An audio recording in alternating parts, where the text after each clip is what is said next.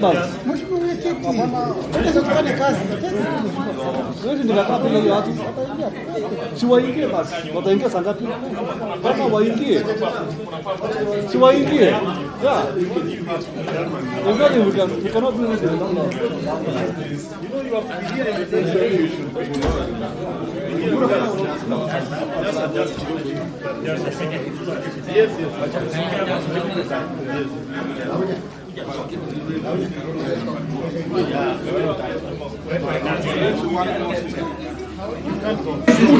have all of the members of parliament given seats.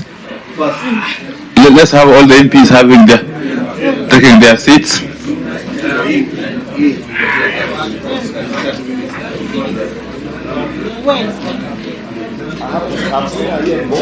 When we have already sent requests, we have already sent requests.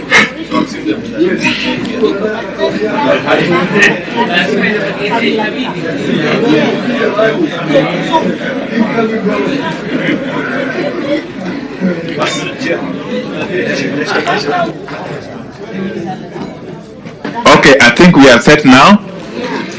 We are set. There is really no need for any introductions, at least on our end, because I'm sure you know us. In the interest of time, I will be allowing the delegation leader to take the floor.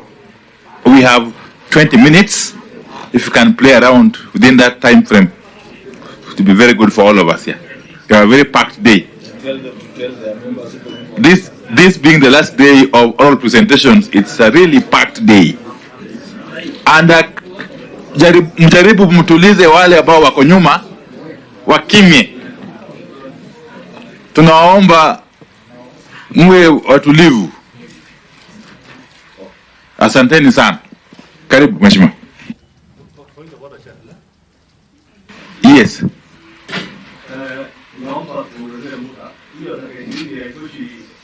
Tuanze tu. Tutaona.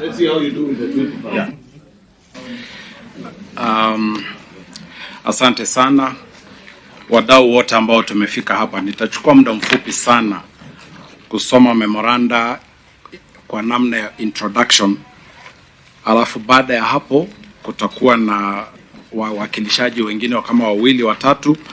Baada ya hapo tutaona jinsi ambavyo chair utaongoza. The joint chairpersons of the National Dialogue Committee, Your Excellency Stephen Kalonzo Musyoka, and the one that is now standing in, and my majority leader, Honorable Kimani Ichung'wah, the leader of majority of the National Assembly, senators present, members of parliament. We, the caucus of additional counties, appreciate and celebrate the Constitution 2010. We take pride in and solace in the spirit and letter of... Can I guide also? I'm sorry, Mr. Honorable, for interrupting you. I hope you understand that you don't need to read the whole thing. That's exactly what I'm doing. Just highlights. I will go into it. Yes, highlights. I hope my time has not been...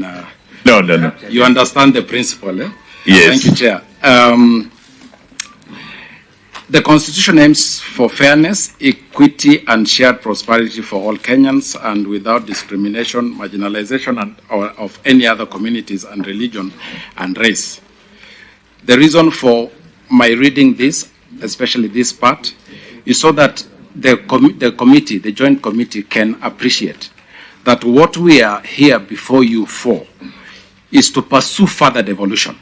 We appreciate that devolution has worked. We appreciate and we see the fruits of devolution of our chairs. But at the same time, we also appreciate that it is our responsibility to make sure that devolution even works much, much better as envisaged in the 2010 Constitution.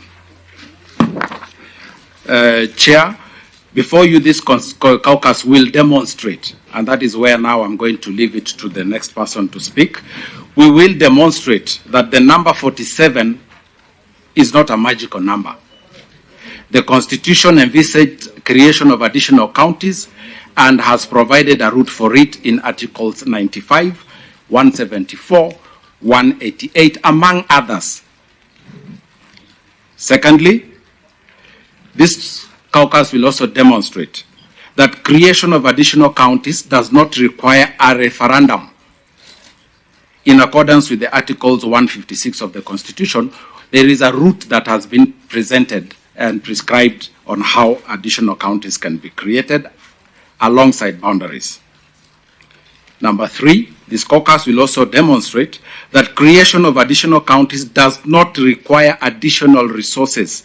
The exchequer, the public will not need to spend any additional amount, as is commonly said out there. There'll be no additional resources. The resources that are currently going to the counties, those counties that are born out of the new counties, the original counties, pro rata, according to their population and size, there will be a formula. I know that Kenyans are not without enough scientists. There will be a scientific formula of establishing pro rata, how the monies that are going into those counties can be shared equitably. In conclusion, this caucus appreciates and respects the concerns of big communities.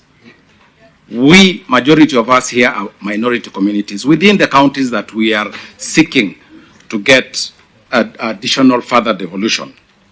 We urge that this committee and country to appreciate the inbuilt systemic exclusion and suffering of minority communities, constitutionalized marginalization,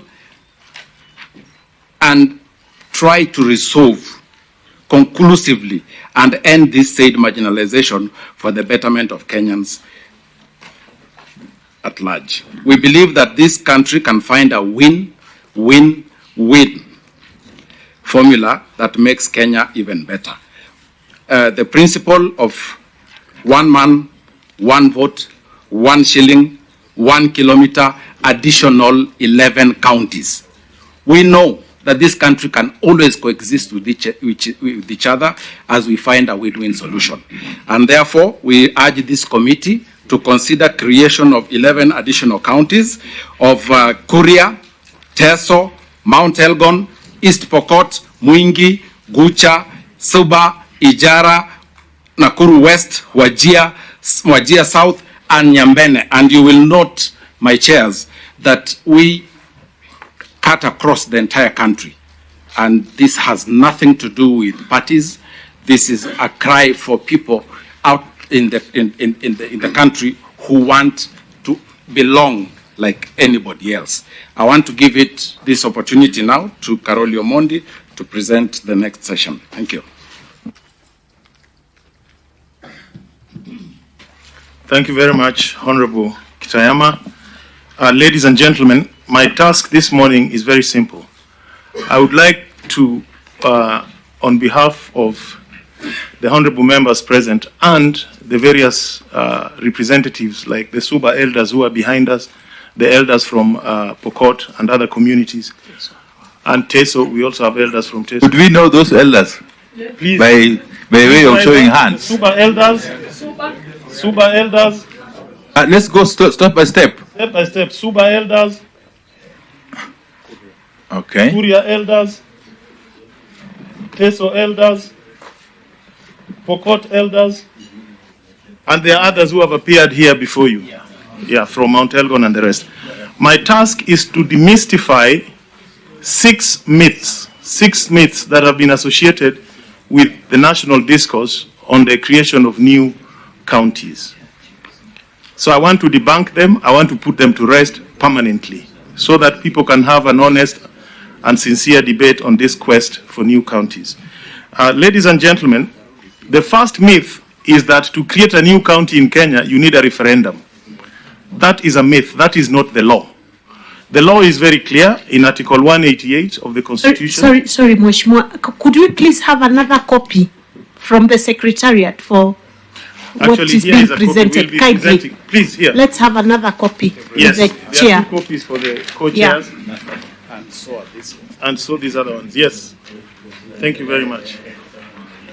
Yes, Honorable Karoli. Just proceed. Yes. Let them get to you so that you can follow my argument. Yeah. The first point is to demystify or to debunk the myth that you need a referendum to establish a new county. Our constitution is very clear. Article 188, 1 and 2 provide as follows. If you want to create a new county, then Parliament shall establish an independent commission to review the boundaries of existing counties. Once that process is over, the next step is that review is then presented as a parliamentary initiative under Article 256(1), 2, 3, 4 of the Constitution, by way of a bill amending the first schedule by introducing a new county.